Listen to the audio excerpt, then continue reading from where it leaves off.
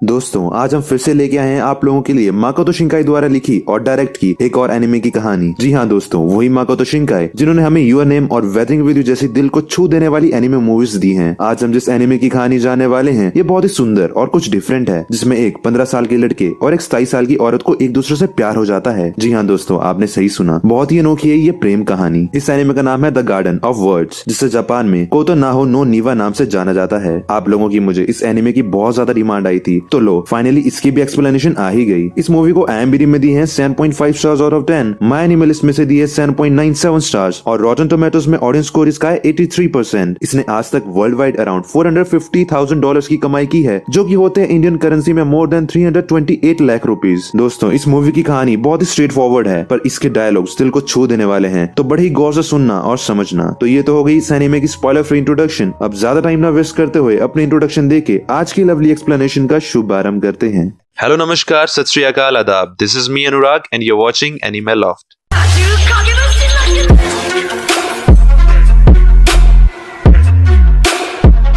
Movie के first scene में हम देखते हैं कि जून का महीना होता है और बहुत तेज बारिश हो रही होती है। ऐसे मौसम में एक हाई स्कूल का लड़का एक बहुत ही खूबसूरत गार्डन में जा रहा होता है। इस लड़के का नाम तकाओ था और ये अभी 15 साल का होता है। तकाओ उस गार्डन में बारिश से बचने के लिए एक शेल्टर के नीचे बेंच पर बैठने जाता है और देखता है कि वहाँ तो पहले से एक लड़की बैठी होती है, जो कि उम्र में उससे बड़ी होती है और वो बियर पी रही होती है। इस लड़की का नाम युकीनो होता है और ये 27 साल की होती है। दोनों एक दूसरे की तरफ देखते हैं। युकीनो वहाँ से थोड़ा हटके बैठ जाती है ताकि तकाओ को जगह मिल जाए। तकाओ वहाँ बैठता है और अपने बैग से ड्राइंग बुक और पेंसिल निकालता है और फिर जूतों के और पैरों की ड्राइंग बनाने लगता है। तकाओ तिरछी नजरों से युकीनो को नीचे से ऊपर तक देखता है और मन में सोचता है कि ये बेवड़ी इतनी सुबह सुबह ही शुरू हो गई। साथ ही उसे ऐसा लगता है जैसे उसने पहले भी कहीं इस लड़की को देखा है। इतने में तकाओ का इरेजर नीचे गिर जाता है और युकीनो उसे उठा के तकाओ को दे देती है। तकाओ युकीनो को थैंक यू बोलता है और दोनों शांत हो जाते हैं। फिर तकाओ युकीनो से पूछता है क्या हम पहले भी मिले हैं, जिसके जवाब में युकीनो मना कर देती है। तकाओ माफी मांगता है और दोनों फिर से शांत हो जाते हैं। युकीनो की नजर तकाओ के हाफ स्वेटर पे बने मोनोग्राम पे जाती है, जो कि एक स्कूल का होता है, और वो हंस के तकाओ को कहती है यही सही मौका लगता है, और आगे एक जापानीज पोइम जिसको टांका बोलते हैं बोलने लगती है।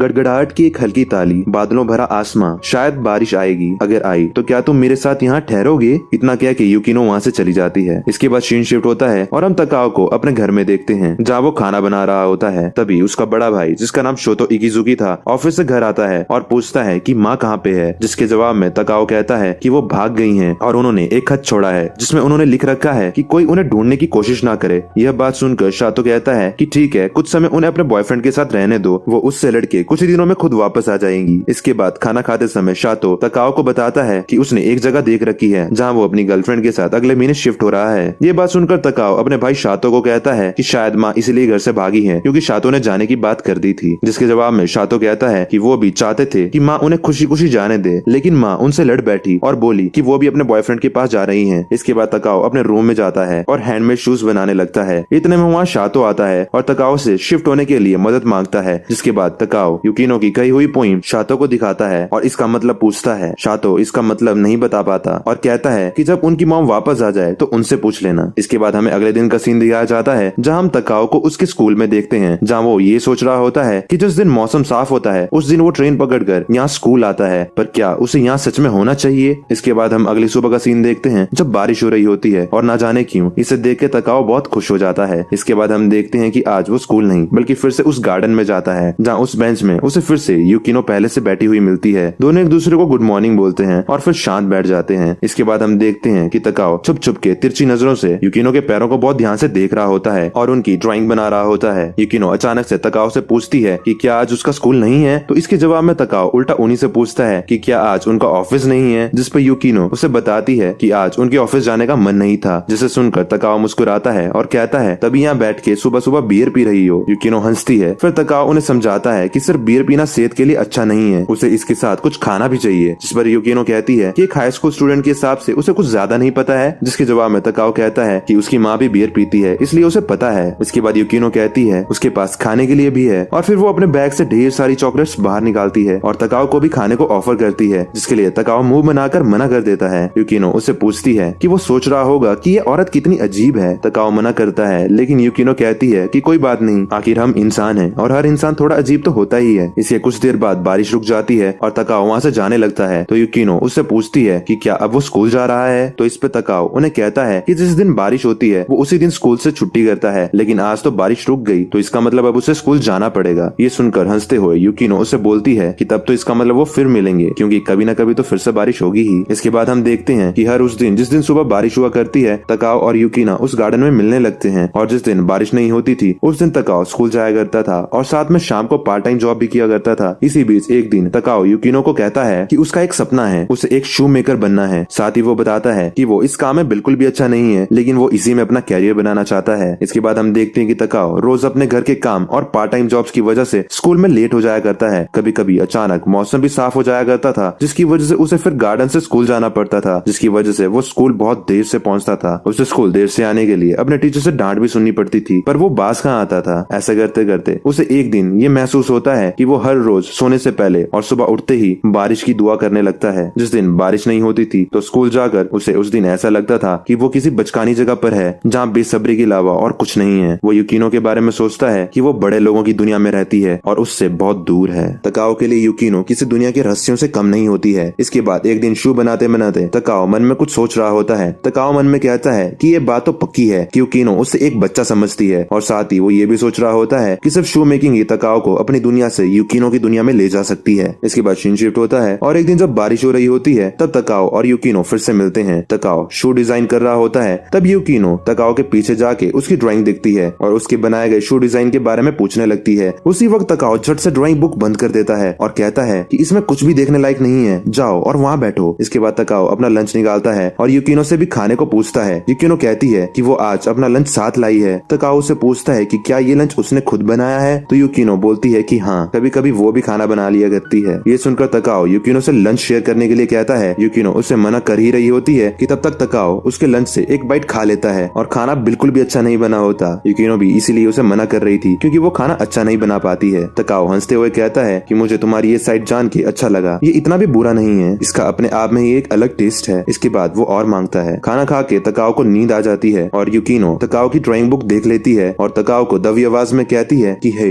जरा बताओ, अब बहुत देर हो गई है क्या। तकाओ सो रहा था तो उसने शायद ये नहीं सुना होता। इसके बाद सीन शिफ्ट होता है और हम यूकिनो को उसके घर में देखते हैं, जहाँ वो अपने एक्स बॉयफ्रेंड से फोन पर बात कर रही होती है कि उसे लगता है कि शायद अब उसके टेस्ट में इम्प्रूवमेंट आने लग गई है। इस पर उसका एक्स बॉयफ्रेंड उसे खुश होकर कहता है, ओ तो मतलब अब तुम्हारा टेस्ट डिसऑर्डर ठीक होने लगा है। दोस्तों शायद यूकिनो को टेस्ट डिसऑर्डर की बीमारी थी, जिसकी वजह से उसे खाने का टेस्ट सेंस नहीं हुआ करता था। तभी तो शायद वो खाना भी टेस्टी नहीं बना पाती थी, क्योंकि खाती बार उसे टेस्ट का क्या ही अंदाजा होगा। इसके बाद यूकिनो और उसके एक्स बॉयफ्रेंड की बातों से हमें पता चलता है कि यूकिनो ने अपनी जॉब कब की छोड़ दी है, पर उन्होंने अभी तक रेजिग्नेशन की फॉर्मेलिटीज पूरी नहीं की होती है, तो उन्हें एक आखिरी बार काम पे आके रेजिग्नेशन लेटर में साइन करने होंगे। उनके एक्स बॉयफ्रेंड उन्हें कहता है कि वो यूकिनो के लिए सारी फॉर्मेलिटीज ऑलरेडी पूरी करके रखेगा। दोस्तों शायद यूकिनो और उसका एक्स बॉयफ्रेंड एक ही जगह पर काम किया करते थे। यूकिनो अपने एक्स बॉयफ्रेंड को थैंक यू कहती है क्योंकि वो अब साथ नहीं है, फिर भी वो उनके लिए इतना कुछ कर रहा है। साथ ही यूकिनो उसे कहती है कि अभी तो वो यूकिनो से बड़ी प्यार से बात कर रहा है, पर जब यूकिनो इतनी तकलीफ में थी तब तो उसने यूकिनो का यकीन नहीं किया, तब उसने बस आसपास की अफवाहों को ही सुना। दोस्तों शायद यूकिनो और उनके एक्स बॉयफ्रेंड का ब्रेकअप किन्हीं उनके बारे में फैली अफवाहों की वजह से हुआ होगा। अब आखिर ये माजरा क्या है ये आपको वीडियो में आगे पता चलेगा। इसके बाद अगले दिन हम तकाओ और यूकिनो को फिर से मिलते देखते हैं और यूकिनो तकाओ को एक शू मेकिंग की बुक गिफ्ट करती है, जिसे देख के तकाओ कहता है कि ये तो बहुत महंगी बुक है और खुश होकर उन्हें थैंक यू बोलता है। इसके बाद तकाओ कहता है कि वो एक शू पेयर बनाने की कोशिश कर रहा है, तो ये बुक उसके बहुत काम आएगी। जिस पर यूकिनो कहती है कि क्या वो अपने लिए शूज बना रहा है। इस पर तकाओ कहता है कि उसने अभी तक डिसाइड नहीं किया कि वो ये जूते किसके लिए बना रहा है। साथ ही वो कहता है कि वो एक लड़की के जूते बना रहा है, पर वो इसके शेप और साइज को ठीक से नहीं बना पा रहा। ये सुन के यूकिनो खुश हो जाती है और अपने पैर से जूते निकाल के अपना पैर आगे बढ़ाती है ताकि तकाओ उनके पैर का नाप लेके शू बना पाए। तकाओ थोड़ा घबराते हुए उनका पैर टच करता है और फिर उनके पैर का नाप लेना शुरू कर देता है। दोनों खुश भी होते हैं और शर्मा भी रहे होते हैं। इस दौरान यूकिनो अचानक से तकाओ को बोलती है कि उसे पता भी नहीं चला कि वो कब चलना भूल गई। ये सुन के तकाओ उनसे पूछता है कि क्या वो अपनी जॉब के बारे में बात कर रही हैं, जिस पर यूकिनो जवाब देती है कि हाँ, जॉब के साथ साथ और भी कई चीजों के बारे में। इस पर तकाओ मन में सोचने लगता है कि उसे यूकिनो से मिलते मिलते अब कितना समय हो गया है, फिर भी उसे उनके बारे में अभी तक कुछ भी पता नहीं होता। पता नहीं वो ना जाने क्यों उनकी तरफ खींचा चला आता है। दोस्तों तकाओ को उनकी एज इवन तक उनका नाम भी नहीं पता होता। ये तो जब भी वो उनके बारे में बात कर रहा होता है तो मैं अपनी ओर से यूकिनो कह के संबोधित करता हूँ ताकि आप लोगों को कंफ्यूजन ना हो। कहानी को आगे बढ़ाने से पहले मैं आपको कुछ कहना चाहता हूँ कि अगर आपने अभी तक हमारे चैनल को सब्सक्राइब नहीं किया है तो अभी वीडियो को पॉज करके सब्सक्राइब बटन दबाकर लाल से जरूर ग्रे कर दो और साथ ही बेल आइकन को दबाना मत भूलना, क्योंकि हम ऐसी अलग अलग तरह की एनीमे एक्सप्लेनेशन वीडियोस हिंदी में लेके आते रहते हैं।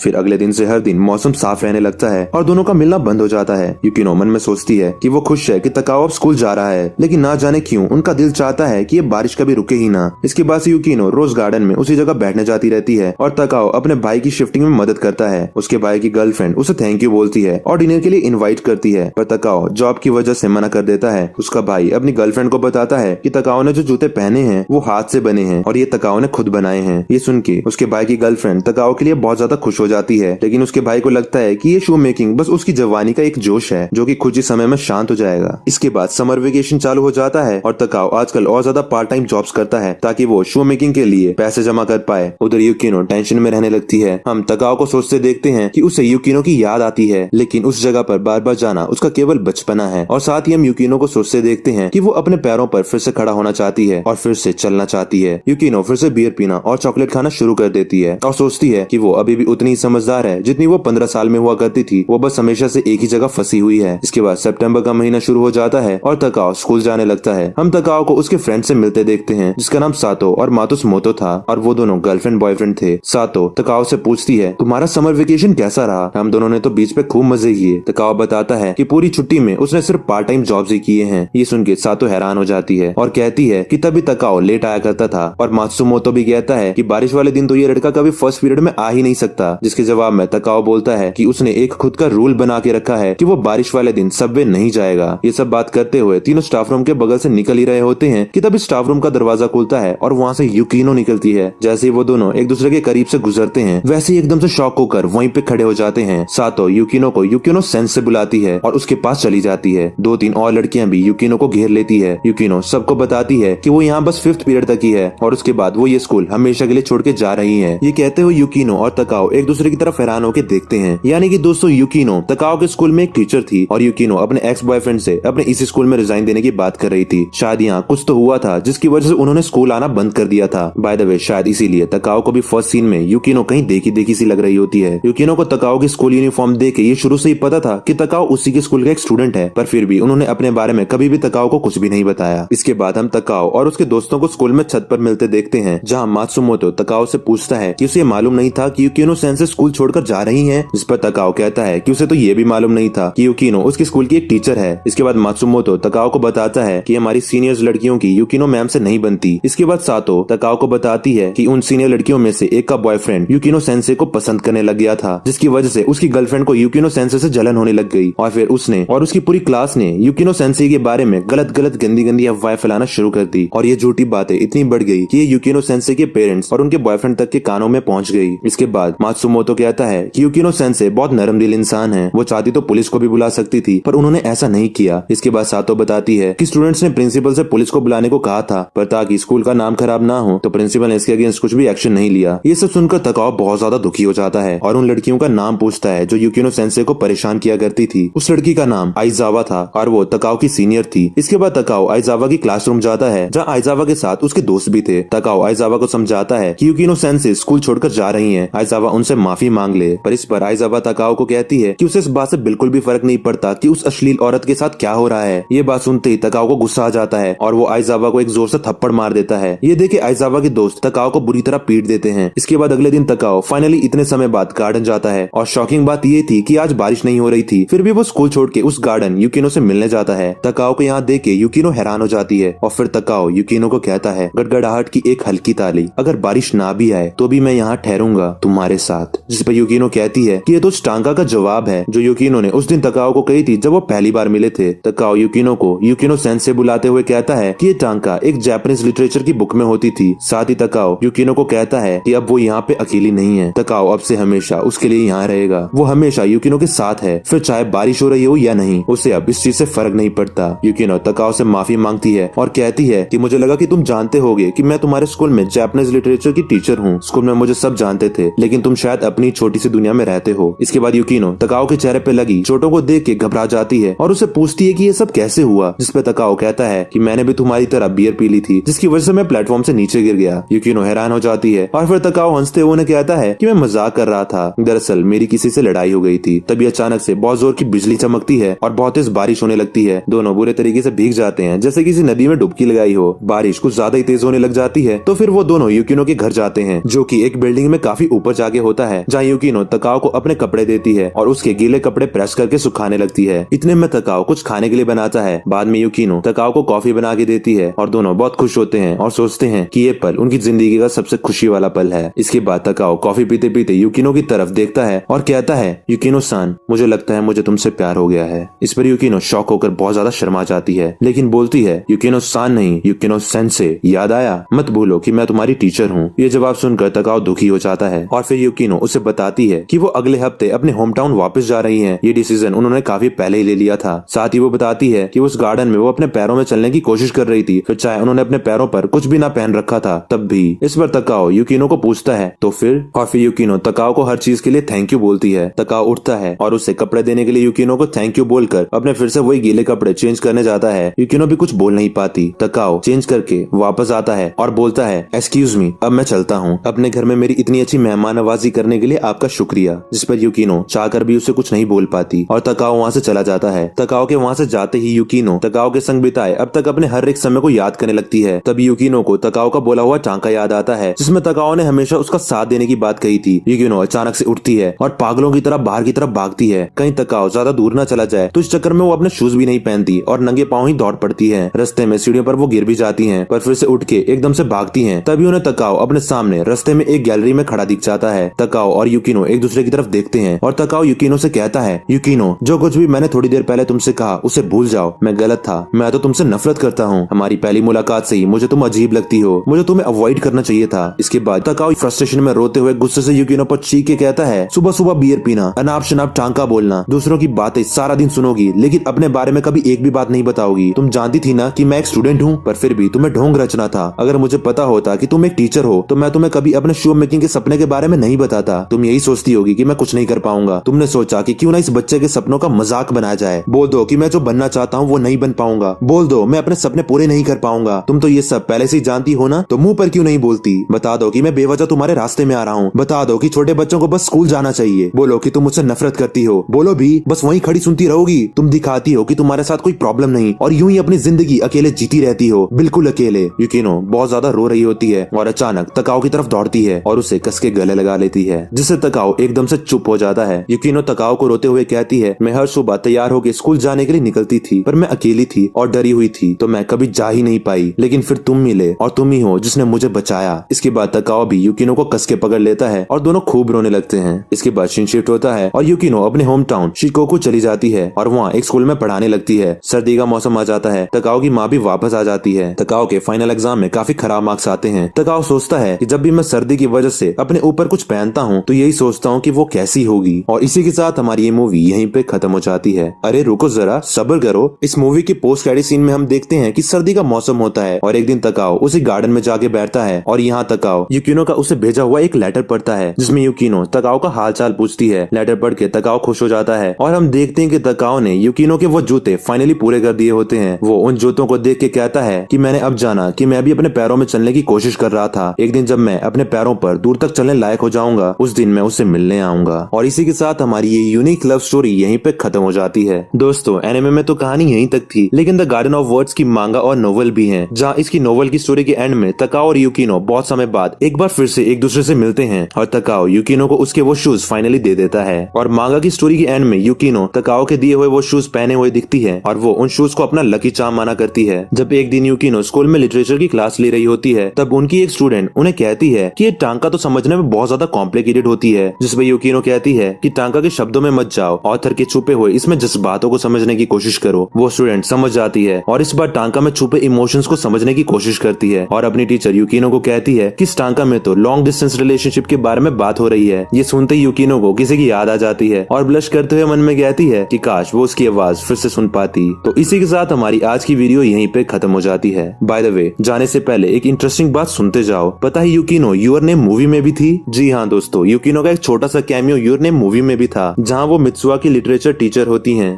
क्वेश्चन ऑफ द डे, कहानी में कहीं पर भी युकिनो ने तकाओ को लव यू नहीं कहा। आपको क्या लगता है कि क्या युकिनो भी तकाओ से प्यार करती थी, और अगर करती थी तो वो दोनों क्या फ्यूचर में शादी करेंगे या समाज के डर से चुप बैठ जाएंगे और अपनी फीलिंग्स को दबा देंगे? अपने ओपिनियंस हमें कमेंट सेक्शन में जरूर बताएं। दोस्तों वीडियो एंड करने से पहले अपने प्यारे दोस्तों के साथ इस एनिमे की कहानी को जरूर शेयर कर देना। If you like this video then please leave a like and give your opinion in the comment section below. Till then see you in the next video. हर हर महादेव।